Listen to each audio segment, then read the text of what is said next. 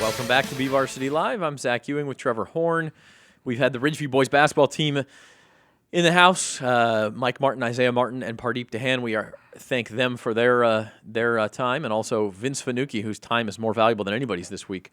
He's got the Garces Holiday Soccer Festival starting tomorrow and continuing Saturday. All over the county, probably the main part, if you're just a casual fan, you just want to go see some good soccer, go out to the Kern County Soccer Park. Yeah.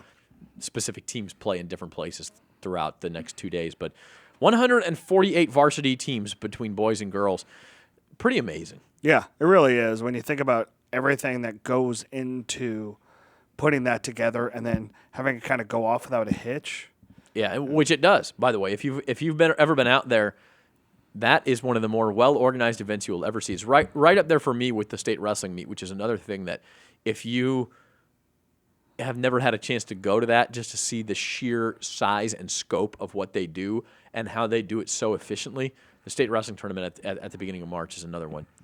What are you doing? I kind of liked him where he was. That's well, when we go split screen, you can't see him out here. Okay, well, hey, this is our last show of the year. It's our last segment of 2015.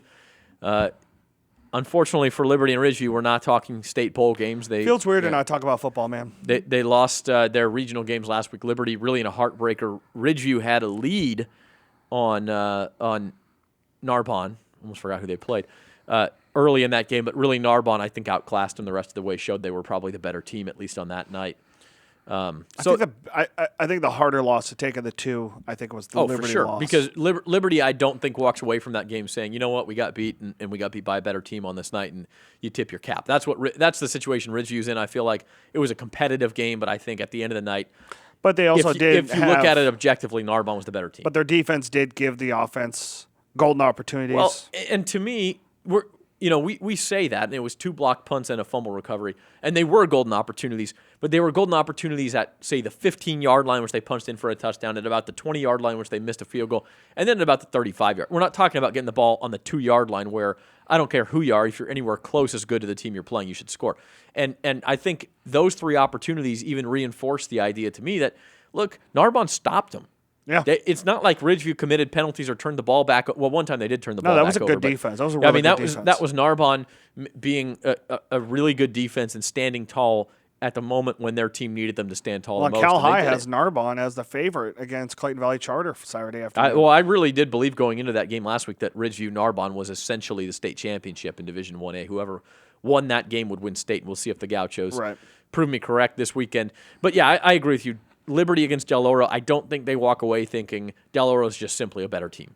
Because I didn't feel that way. I felt like Liberty, they were up 21-7 midway through the third quarter. They could have / should have been up more. They throw a bad interception, kind of turn momentum around. The officials, frankly, miss a holding penalty on a reverse halfback pass that went for 45 yards and set up another Del Oro touchdown and really changed the complexion of that game. And all credit to Del Oro for seizing that opportunity. Well, and their only touchdown of the first half was probably one of the best one-handed catches you'll see in the state this year. A freak show Odell Beckham one-handed catch. By Mason Hurst, yeah. And that sort of thing happens, and I'm not saying Liberty was clearly a better team than Del Oro, but I think if they played 10 times, Liberty wins 7 of them, and we just happened to catch one of the 3 on Friday night. And so that hurts. I mean, kudos to Casey Taylor and that Absolutely. There's a reason why they've been to 3 state championships since 2008. And by the way, unlike Ridgeview Narbonne, I felt like whoever won between Liberty and Del Oro would be an underdog to Camarillo, and I still feel that way. I think Del Oro will be an underdog to Camarillo, but hey, Del Oro's been an underdog like 5 straight weeks now, and they keep winning. So don't count out the Golden Eagles in that one either. We have 5 minutes left. The rest of the year, Trevor, we have a top 5 prep sports video, top 5 prep sports stories coming out that you narrated yesterday that we'll have together here in the next couple of days, and we'll get that out for you. But real quick, give me what sticks out to you about 2015 as the lead BVarsity writer. Track and field, when you look at Morgan Hill and you look at Isaac Trevino, and really you look at Bryce Huggins and what he was able to do in the horizontal jumps and, in the 4x100. It was a very good year for Kern County. I thought we had a lot of fun bringing in all those 32 kids that went on to state into the show here the Thursday before. You look at Navante Demison taking second in state this year. Oh, my goodness. Wow. This is what we deal with. Can 2015 end so Louis can go away? So we were talking about memories from 2015, and right? I think that you look at what Liberty and Ridgeview were able to do at the section level, and even Kennedy when you had 3 section titles, volleyball. The one side, one day one side for volleyball had a Kern County feel in 4 of the 5, division championships, and Kern County came away with 3 of them, with Independence, BCHS, and Fraser Mountain winning. Baseball was a lot of fun this year. I thought Chavez had a really good year as in the boys program. I think Ridgeview's on the uprise. There's just a lot of good things that you see a lot of good coaching changes in football. I don't know, go around the line. Independence girls basketball winning the section title last year, and playing a competitive game against a very good Mark Keppel team last year in the state playoffs. Team went on to win the state title, right? Mark Keppel? No, they went on as the semifinalists, I believe. Okay. But Louis, how about you? You've kind of been in and out of the prep sports realm throughout the year, but what memories stick out to you from the year that was? Well, I think the Liberty, despite what some people say about the state playoffs, we've seen now 3 great regional playoff games. You and I personally, and even when Ridgeview Narbonne, which you did not see on Saturday night, was not quite that level as far as drama, but it was a pretty competitive game well into the fourth quarter. So Del Or's comeback and that drive at the end of it was truly, if you're just a pure football fan, that was something to behold. And it was a great environment, and Del Or traveled well. And all the criticisms aside of the state playoffs, which we'll run actually in this newspaper, I thought it was a great showing and a great game. I think saying goodbye to Morgan Hill is going to be one of our all-time favorites here. Yeah, I mean, just an incredibly great kid, great family, and it was really a pleasure to kind of get to know her and their parents and her family this year. Watching Mr. Trevino win it at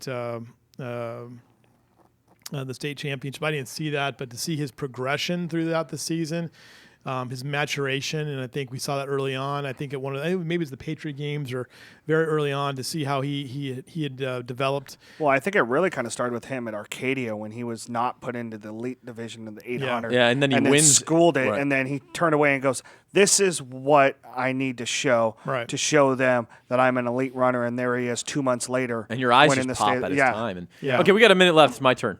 Okay. This is we were just talking about this is my 8-year anniversary that just passed as far as being at the California, and I've been heavily invested in prep sports. I'm also the youngest person in this room. I've been heavily invested in prep sports the entire time, whether it be in your position or in the one I'm in now. I will tell you this was one of the more fun years I've had, and I just get excited at different times of year. I get excited for the state wrestling tournament, and Navante Demison pulled a couple of big upsets to get into the state final, which is a tremendous achievement as only a sophomore, and he'll be favored to win it this year. The baseball, we talked about volleyball going to one site. Baseball also went to one site at Rawhide Ballpark in Visalia. That was a tremendous success. I felt really good crowds there for those games and a good atmosphere. And then you get into football season, and look, people say Bakersfield is a high school football town. Really what Bakersfield has been is a Bakersfield high school football town.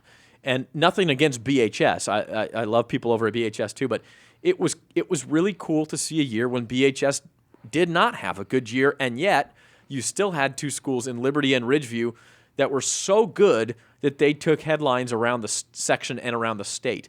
Liberty, the first D1 school from Bakersfield, besides BHS, to win the section title since West High in 1981. So there's really history. You feel great for a guy like Brian Nixon who hadn't won it before. Ridgeview was just utterly dominant throughout the section all year long until they ran into that Narbonne team on Saturday night. But it was a really fun football season to cap a really fun year. I know why this was the most fun you've probably ever had, because you didn't have to do the grind of being the preps guy. This has been 2 years now. I'm really enjoying that, by the way, where I only step in when I need to. Yeah. Anyway, for Trevor Horn and our producer John Farrand all year long, this is Louis Amestoy. We thank you for your viewership and your patronage throughout 2015. We'll be back on January the 7th, 2016 to start another year on BVarsity Live. Thanks, everybody.